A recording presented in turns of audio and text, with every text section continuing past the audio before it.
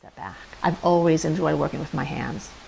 So I knit, I sew, I macrame, yarn dolls that I did for fundraisers, crocheting, and always very, very tactile and always loving to work with my hands. But I always was able to follow a pattern, and that's what I thought my strength was. I can definitely visualize and spatialize and see what to do. And there was never, I always thought I could not create my own. I didn't think I had that creative aspect. I was very good at executing a recipe, things like this. And I went and I have a degree in anthropology from in school in Philadelphia and worked in social services, went back and got my MBA and worked in the field of finance and investments for 30 years.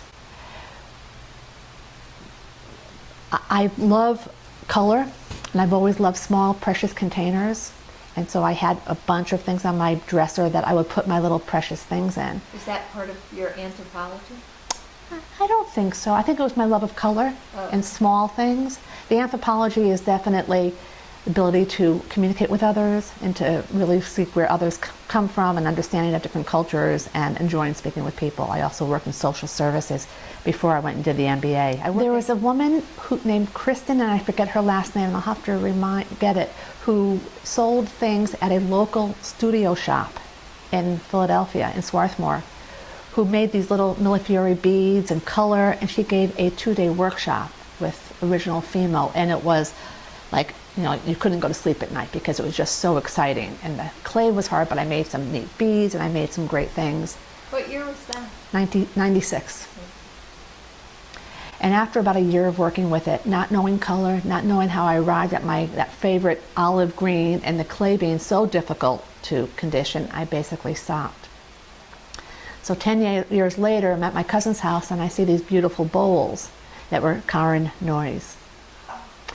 And I asked my cousin about it, and she said she lives in Chevy Chase. She said she got them at the ACC show. So I went down to that first show afterwards in February and met Karin. And what I particularly loved about her bowls was the spaces in between the cane slices, which were not intentional, I don't think.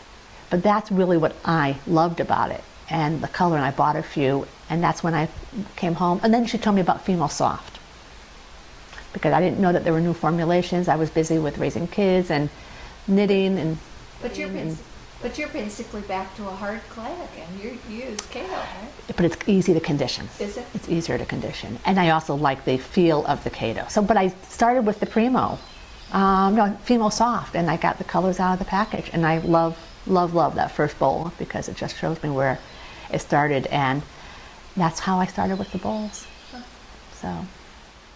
So I returned to this in 2004, and slowly it's just been evolving. And where I said before that I was really good at just following directions, I don't know how this happened. It was the confluence of the love of color, the love of what I'm making, and then realizing that it's growing by itself. I mean, lots of good feedback. I mean, that was really helpful to know that not only I appreciate it and love it, but others also find it unusual.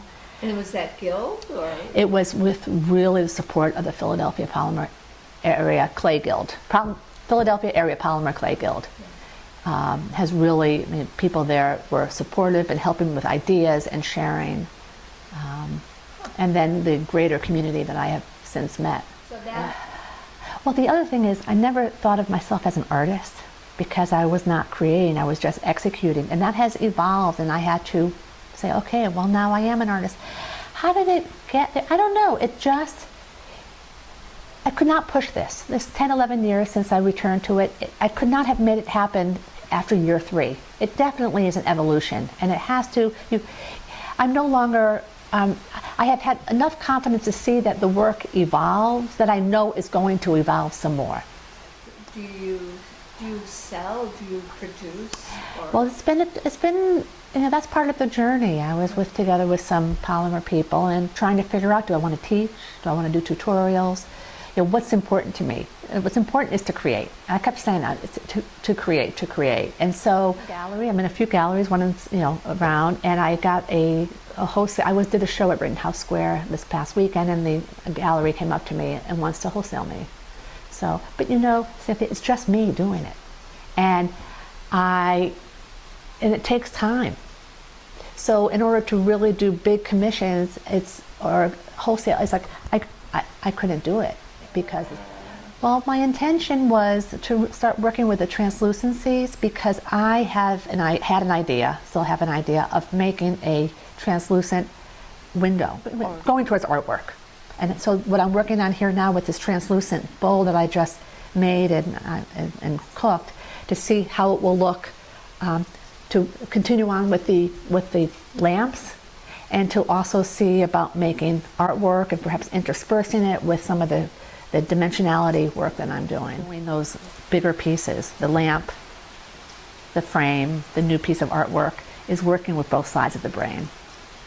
Oh, so the engineering part. The engineering part. Like, I could start with the artwork and move into to one direction, and then I have the engineering part, not an engineer, but the left brain, and bring it together. So I love using both sides. I want to make sure that people who get my work or who buy it really want it. I don't want someone to give it for a gift to someone who's not going to cherish it. I'd rather that's not a good salesperson, but I really want someone who to appreciate it. I don't want it to be sat on or put in a cabinet far away and say, oh yeah, that's where that is, collecting dust. I want someone to get the joy from it that I do.